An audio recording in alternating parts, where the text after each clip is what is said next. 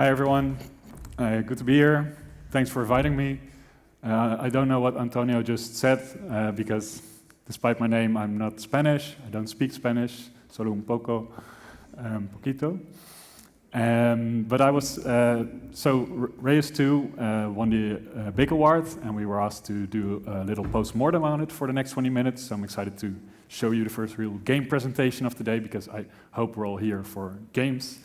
And yeah, we were asked to do a post-mortem, but Reus 2 just released like half a year ago, so it's not really dead. Can do a post-mortem if it's not dead. So I just said this is an in vivo presentation. So who is talking to you? Hi, I'm Manuel Kersenmakers. I'm co-founder at Abbey Games, a Dutch game studio founded in 2012. I'm the tech lead as well, the gameplay programmer. So usually more the technical instance, but if any of you have run a game studio, you know you have to do all kinds of things if you're a founder. I personally love procedural generation and AI a lot, but I'm not going to talk about that a lot. And there's game jams there as well, but that's a long past. It's 12 years ago that I participated in those mostly. So let's just first get a little bit of an idea. But, who knows about Reus 2? Who has seen the game before? Yeah, so I think a trailer is warranted. We're not like a super mega hit, so let's just see what it is about first. Every story starts somewhere. These little beings were helped by gigantic forces of nature who took them across the oceans and the solar system. As an old saying goes, life always finds a way, but sometimes needs a little push. Shape planets with your powerful giants. Generate plants. Living creatures. Predators. Minerals. And unlock new biotica that your people will use to quickly evolve.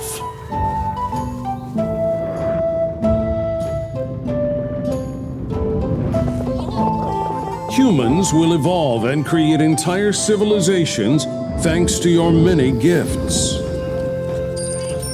Your people can take many paths. Good. Bad. The rules of the universe will not judge you. Yeah, so I stopped it there so that we're not watching videos all day. But I hope that gave sort of a sense of what the game is about, what you're looking at. Just to iterate a bit more on that, it's a God game. It's a strategy management game. It's out on PC and Steam. We want to go other places, but for now it's there, like very much a PC, like heads over hands game where you think, not act really quickly. So that's Reus 2 in a nutshell. A few of the things that we worked really hard on that we are proud of are like the ecosystem puzzle. So there's this hex grid on the planet where you put all kinds of natural elements next to each other, and if you do well, if you think smart, then they synergize and they grant a lot of resources. Then you have these choices that you make throughout the session where you basically pick the path of history. So this is just an early choice where you pick between the Iron Age and the Monumental Age, but later on you make big choices about whether or not people will go to space, and it all depends on how you have helped humanity before. There's a lot of strategic choices involved, so you have to figure out your strategy, like your archetype, which biomes do you want to go for? Do you want to go for animals or plants? Which giants do you focus on? And then we tried to wrap all of that in like this little nice package so that there's like a vibrant planet, and every time you make this playthrough, because Reus 2 is meant to be played a number of times, that every time you make a playthrough, you always end up with this nice little planet. In this case, I have like a nice little savanna that reminds me a little bit of the Lion King, and that's what I went for in this game. So how did that go for us? So like I told you before, the game is out for 6 months now, released at the end of May this year. We gathered about 1,400 reviews in the first 6 months, 95% positive on Steam. And for those of you that aren't on Steam, that's really something you cannot wish for. We hoped to get above 90, but the game resonated well with the people that played the first version. So it went a lot better than we hoped for, than we expected, but I'll tell you a bit more about that later. We had about 1,200 players at release, so that's nowhere near like big hits like Balatro or even like AAA games that have tens of thousands or hundreds of thousands of players. But for us as an indie studio, 1,000+ players is so good, and we're really happy. And I'll tell you more about that because we came from a low place before. And of course, this allowed us to do more development on it. So there's now a post-release schedule. We do monthly updates. People keep playing, keep finding new strategies, and we just have to counterbalance that with nerfs and buffs, that sort of thing. And the first DLC is coming in January, so that's something we're really excited about. So just to give you more of a sense of a project. By the way, who is a developer in the room, or a developer or a student working on games, wanting to work on games? Has anyone of you ever released a game, like worked or released a game that you worked on? Yeah, sorry, that gives me just a good sense of who I'm talking to. So yeah, we started in 2020, so that's already a while back. We planned for around 2 years of development. We went to new tech, so we did 3 games before. We did it mostly in our own tech called Abicore. It's never wise to create your own game engine. I'm hoping I'm not stepping on anybody's toes here, but that was like too big of an ambition for us. And we decided to switch back to Unity for this project. So despite Unity being around for a while now, it was the first time for us that we really did professional development in it. And the team is Abby Games. We're from the Netherlands, so it's about a 2-hour flight for me. The team size, really small, just 4 people working on that, 3 founders, an artist, and then 8 people that freelanced for things like animation, music, but only part-time. And it's the first project that actually got some publishing support. We used to self-publish everything, and this, towards the end, we worked together with a publisher called Firesquid. They're amazing, and they helped us get the game out.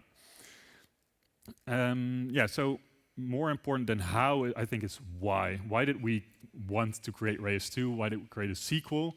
And there's actually a couple of reasons. So I mentioned this low point before, and when we this is the games that we made before. We made Reus, like the original Reus, back in 2013. Then there's Renowned Explorers, an adventure management game. And then Godhood, which is a create your own religion game, where you create like an Aztec religion and set your own tenets and the style of your religion. And over this time we grew. Like the original Reus was a big hit, and we grew as a studio. We had more people. But to some extent, we really didn't know what we were doing. And at some point, that caught up to us. So Godhood was a big project, big ambition, with a Kickstarter. Lots of people were hyped. But the game was just way too expensive to make. And when it finally released, it was, I would say, mildly successful. It was a fun game, but it really didn't carry the entire development cycle. And that was a pretty tough, scary moment, because at that point, I really didn't know whether we could keep the doors open. And well, long story short, we had to downsize a lot, go back from 16 people all the way to 4 people. And yeah, I really didn't know if I still wanted to make games. And we looked at each other, the 3 remaining founders, like, can we still do this? Can we, like one of our co-founders left as well. Can we still make games like this?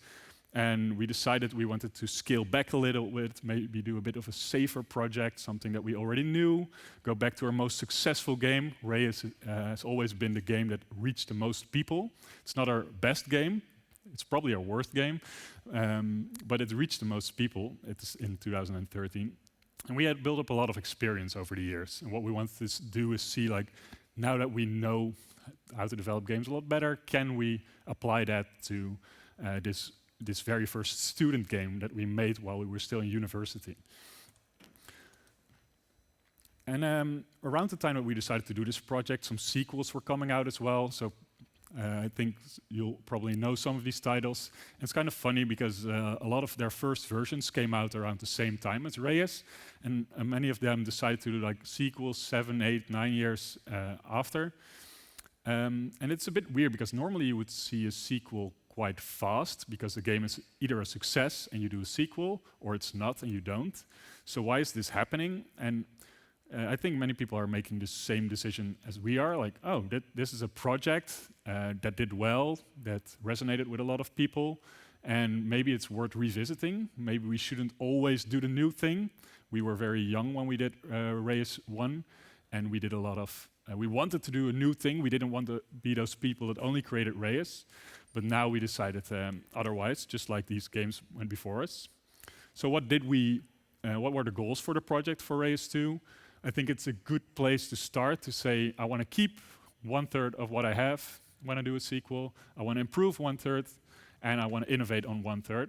And that was sort of the thing that we set out to do. In the end, it skewed a lot more to innovation, but I'll tell you about that a bit more. In general, it will still be that planet with giants on there, animals in there, humanity shaping up. And then the main thing for us to improve was just the gameplay.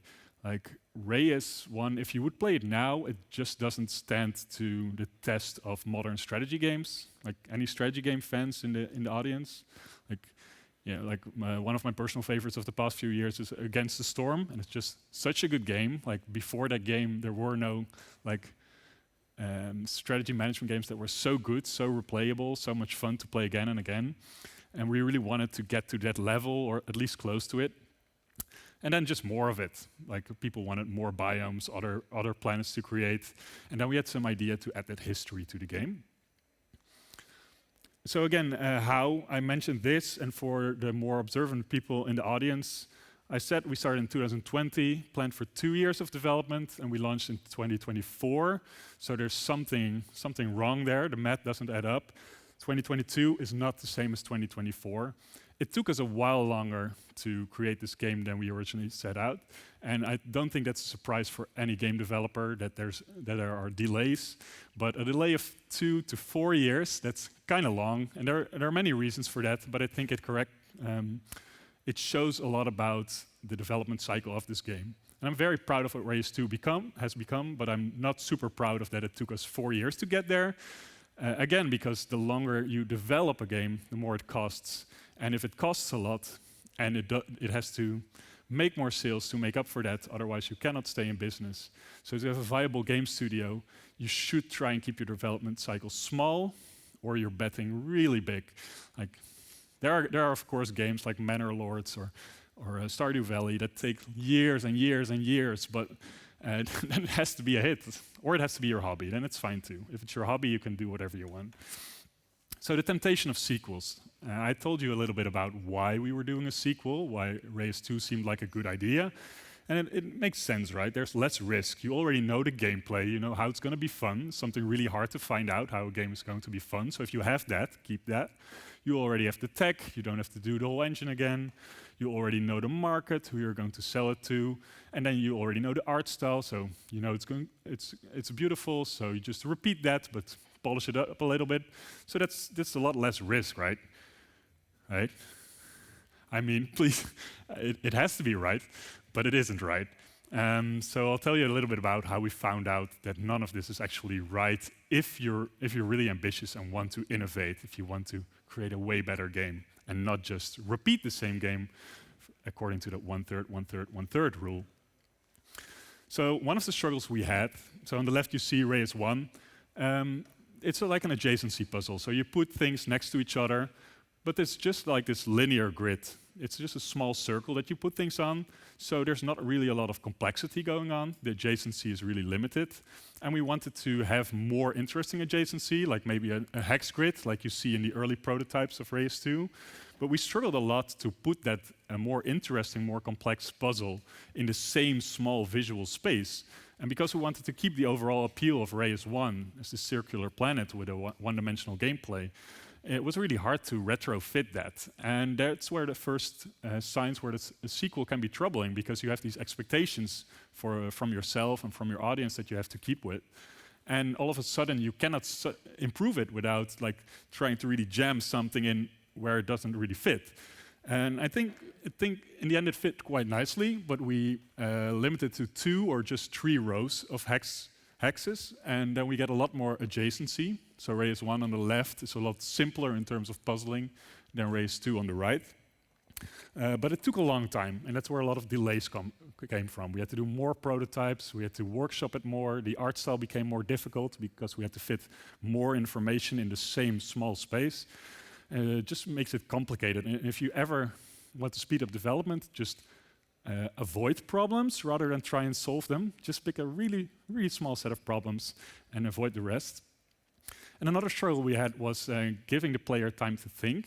So I mentioned our game is heads over hands. So our games are for the people that like to think and make decisions, have fun, live out a fantasy, but not necessarily for people to react fast or be quick about it or be competitive. And Reus 1 was real time. It was a decision we made at the time because I don't know even why we made it. Probably because it was the easiest for us to do. It's a simulation game, so you want it to feel like a living world.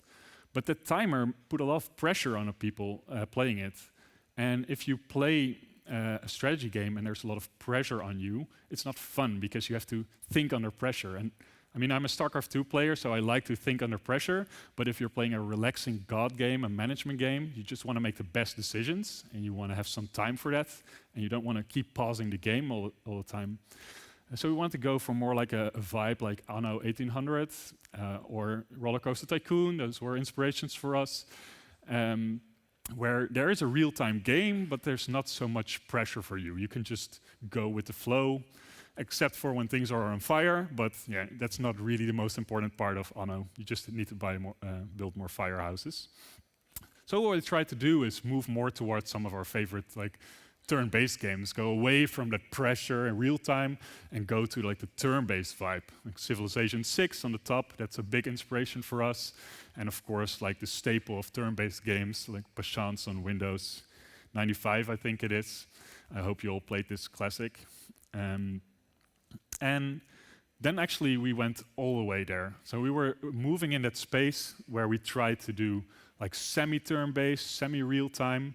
And if you play Reus 2, it plays like a real-time game. Everything moves in real time. Like the giants, the humans, they use resources over time. But really, it's more like a game like Superhot, where the game only really moves ahead if you make choices. So every time you create something on your world, when you use your giant's abilities, this little bar moves over. And then when the bar moves over, other stuff happens. So humans decide to do things, or you run out of time. That's called the Eon system. And we were kind of scared making that, because it felt like we were trying to make a compromise, and it's always scary in a creative situation. But I think in this case it turned out really well. A lot of the positive reviews are about people that are so glad that the game isn't pressuring them anymore, that they don't have to keep pausing, that they don't have to concentrate for an hour and click as fast as they can, but just can focus on creating a nice planet with some nice little ecosystems on there. So this was a really important decision. We basically switched up the entire genre from a real-time simulation god game to like a turn-based puzzle game. And apparently that's a good thing, as long as that's what your original audience came from. So the crises were gone, and then all of a sudden strategy and complexity was coming in there, and we got these really nice ecosystem puzzles where people put all kinds of things together, create really tough strategies, really high scores, like people already have scores way higher than we ever anticipated. This is one of my personal favorites, where they built up this massive dugong that ate up the entire ocean. They fed them black truffles, and then they sacrificed it on the sacrifice altar. It's a really good strategy, and I wouldn't have thought of it while developing the game. And the other thing is that's related to this is the Reus 1 has sort of an identity crisis. Oh, sorry, I'm getting ahead of myself. This is another thing I wanted to show about the market. So this is what you see here is 2013 Steam. This is what Steam looked like at the time. And it's crazy because this is the coming soon page for simulation genre. And right now, if you go to the coming soon page of even a subgenre of simulation, like tower defense maybe, then it's full and it's never ending. And there's always new games coming out, new competition. But back then, in 2013, when you looked here, it just ended. Like that blank spot below there, that's just like, there's no more games coming out after these four. And that's what was, at the time, it was such a different market. So we had no idea what the market was for Reus 2 as opposed to Reus 1. It was really a golden era of games. Right now it looks more like this, thousands of games per year, and a lot of them are in the simulation genre. This is where Reus 1 got released, and 2024 is where Reus 2 got released. So yeah, Reus 2 definitely didn't have the same chance. So the identity crisis that I wanted to talk about, the point is, so what can you really do? Because we cannot change the market, we cannot change the time, but what we can do is look at what our game is. And at the time, Reus 1 got some negative reviews because people were confused about what it was. Was it this 2D indie version of the great old black and white? A lot of people immediately think of black and white when they see our game, even though it's 2D instead of 3D. Or is it more like a spreadsheet puzzle game where you have to really open the wiki next to your game and then puzzle everything out and then go for the maximum strategy and then go on the forum and see that other people are even better at it than you are? So we actually went full on for that one, for the spreadsheet puzzle game, even though it doesn't look like that, but we really embrace players. That's why we made it turn-based as well. And we took out the most pressuring elements. War, we couldn't, war and people getting greedy, attacking your giants. We took all of that out. It was kind of risky because it's a staple of the first game, but it was also really hard to combine with that strategic puzzle thinking. And now Reus 2 is more like a modern strategy puzzle game, and I'm already comparing it to some of my favorites, and we're nowhere near as good as they are. But it's I'm just really happy that we went full on for that direction, because now people get to actually strategize, actually go on the forums, post their strategies, make these massive resource piles. Yeah, I wanted to talk a bit about tech, but I also want to open the room for questions. So I'm just gonna skip through here a little bit faster, go to the takeaways, and then can maybe answer some of your questions, because there's just too much to talk about in 4 years of development. So sequels are great. It's one of the core takeaway. At first, we always scared away from them, not so creative, but actually they give you a really creative challenge, as you hopefully have learned from this talk. There's an opportunity to see the growth in yourself, like how did I get better if I do a project that's kind of similar? And it's an important way to distinguish yourself from the market. I know you're not always in the position to make a sequel, but definitely if you find success with a game, think about doing a sequel or a spin-off or something similar. It's really exciting to do. But also, they're not the best place to build an entirely new game, as we found out with Reus 2, because there's even more constraints to an already complicated project. And there's fertile ground between real-time and turn-based. You don't have to go all the way to one or the other. You can have like a turn-based game that looks and plays like a real-time game. And then definitely zoom in and enhance on what your fans love. And even if you don't have like a game out already, you can do this with your existing game. Play test, see what they like, what they love about your project, rather than what you think they have to like or love about your project. We always say follow the fun. And just look at what works, what is easy, where's least resistance. And projects can change a lot over time. Just zoom in and enhance on what your fans love. That's it for now. If you have questions, speak now. Or just find me. There's a booth apparently somewhere where I'll be hosting Reus 2. You can have a go at it. You can ask me some questions about it. You're always free to email me at this email address right there. But yeah, there's also some 2 minutes right now for questions, right, Antonio? Yeah. We do have time. So if you have any questions, si tenéis preguntas, las podéis hacer en español también y yo las traduzco. ¿Alguien tiene alguna pregunta? Levantamos la... ¿Ahí? ¿He dicho? Listo. No seáis tímidos, que no muerde. Yeah, I already told people that they can also ask questions afterwards. You explain yourself too well. ¿No tenemos ninguna pregunta? A la de una, a la... Yeah. There's one over there, yeah. And I'm also generally just curious what you guys are working on, so... Hi. So you talk about the pacing in the space era and talking about how it wanting to have a really slow experience and that, but most strategy games nowadays are mostly games with tactical pause. Yeah. You get. What do you think about that system, and why didn't it work with what you're doing in Reus 2? Yeah, good question. So I'm thinking of games like Crusader Kings or Europa Universalis, or I played FTL myself a lot, and games that you can pause.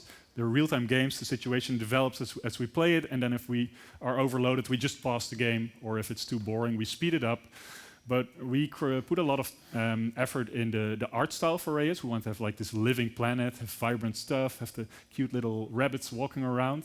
And if you pause the game, that all goes away. So you're getting like out of this atmosphere. So we really wanted to avoid like a pause button. It's in there, but we want the player not to use it. So that's why we took a long time to finding out this specific flavor of real time. But I do think that's like pausable real time is a really good match for strategy games. It just wasn't for the art style.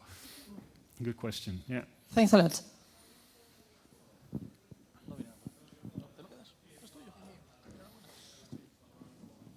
So, any more questions? Otherwise, we're going to wrap it up. Or you have a question? ¿Alguna otra pregunta?